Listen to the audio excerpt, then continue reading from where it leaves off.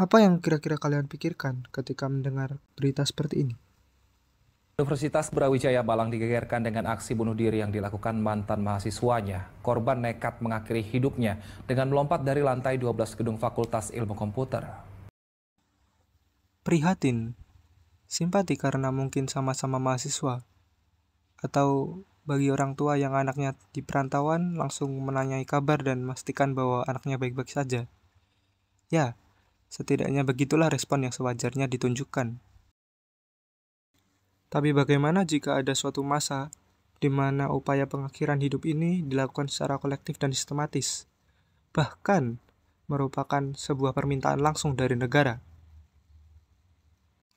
Inilah kamikaze, wujud loyalitas tidak masuk akal dari para pemuda Jepang kepada kaisar. Deskripsi, makna, dan sejarah nama kamikaze.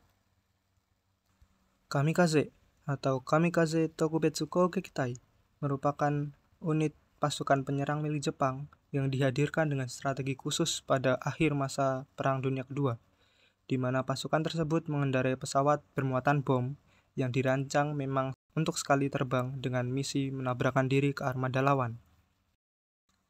Dilihat dari asal katanya, kamikaze terdiri dari dua unsur, yaitu kami yang berarti keilahian, Tuhan atau dewa, dan kaze yang berarti angin, yang kemudian jika diterjemahkan dalam satu kesatuan menjadi angin dewa. Mengapa dinamai demikian? Ini bermula jauh sebelum Perang Dunia terjadi. Ketika itu, bangsa Mongol sebagai salah satu bangsa terkuat di bumi berniat menginvasi daratan Jepang. Entah kebetulan atau apa, di saat bangsa Mongol berlayar mendekati daratan Jepang, terjadilah angin badai yang meluluh lantakkan kapal-kapal Mongol, yang juga sekaligus menghindarkan Jepang dari kemungkinan terjajah bangsa lain. Angin itu tidak hanya datang sekali pada tahun 1274, tapi juga pada tahun 1281 saat bangsa Mongol mencoba kedua kalinya menyerang Jepang. Merasa terselamatkan oleh badai tersebut, masyarakat Jepang kemudian meyakini bahwa angin itu merupakan sebuah pertolongan dari dewa untuk melindungi kedaulatan Jepang. Dengan alasan yang sama, pasukan khusus ini diharapkan dapat berhasil dan sekali lagi menjadi kunci kemenangan Jepang di saat terdesak. Namun, ya, tinta sejarah menorehkan cerita lain. Kita sama-sama tahu bagaimana hasil akhir Perang Dunia Kedua. Angin dewa yang diharapkan itu tidak kembali datang. Justru negara kita, Indonesia, yang akhirnya meraih angin kemerdekaan itu.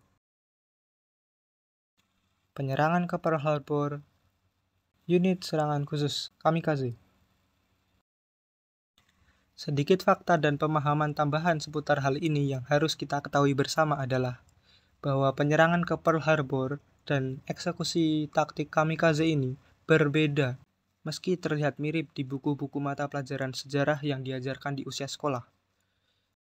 Penyerangan ke Pearl Harbor terjadi pada 7 Desember 1941 dan merupakan titik awal dimulainya Perang Asia Timur Raya. Familiar dengan namanya? Sedangkan taktik kamikaze pertama kali dilaksanakan pada bulan Oktober 1944 dan merupakan bagian dari rangkaian akhir Perang Dunia Kedua sebelum Little Boy dijatuhkan di Hiroshima pada 6 Agustus 1945 dan Fat Man yang menghanguskan Nagasaki pada 9 Agustus 1945. Pandangan dari pilot kamikaze yang selamat? Nyatanya, sampai perang berakhir, masih terdapat pilot-pilot yang terhindar dari bentuk pengakhiran hidup terpatriotis ini. Dari merekalah kita dapat mengetahui sudut pandang di luar nalar seputar kamikaze. Berikut pendapat Hisao Horiyama dilansir dari wawancara yang dilakukan oleh The Guardian. 日本は、軍国一体と言いましてね、天皇のために死ぬことも国家のために死ぬこともその求める先は同じなんだと、それぐらい武士道ですかね、そういうね感情は全然持たない。いや死んでもその任務を達成してほしいんだというところに任務達成というのが一番その中で僕は、価値がある目的だったと思う。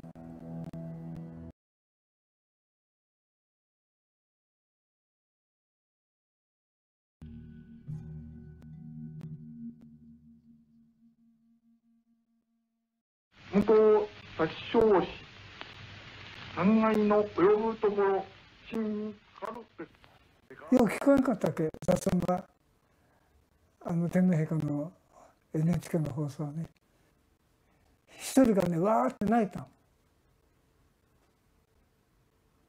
それでね負けたんかとは分かったわけでその時の頭の中にあったのはしまったと死に遅れたと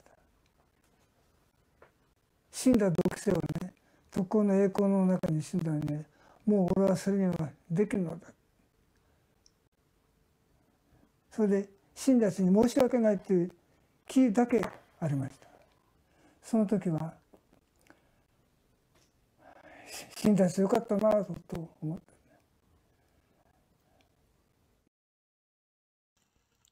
Bagaimana?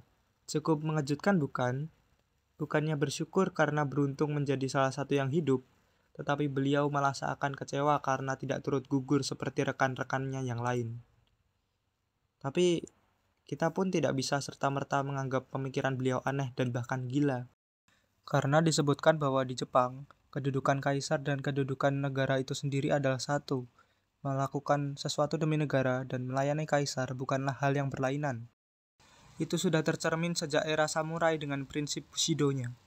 Dengan tanpa memedulikan perasaan sendiri, bahkan gugur pun bukan menjadi akhir yang buruk, tapi merupakan pemenuhan tugas terparipurna. Perang Dunia II yang di dalamnya memuat peristiwa serangan ini memperlihatkan kekuatan all-out attack Jepang yang bahkan diperjuangkan sampai detik terakhir penandatanganan pernyataan menyerah itu terbukti tidak sebanding dengan kekuatan sekutu, terkhususnya Amerika. Meskipun begitu, secara moral dan kewibawaan, harus kita akui bahwa mereka menunjukkan betapa martabat dan harga diri itu sangatlah bernilai.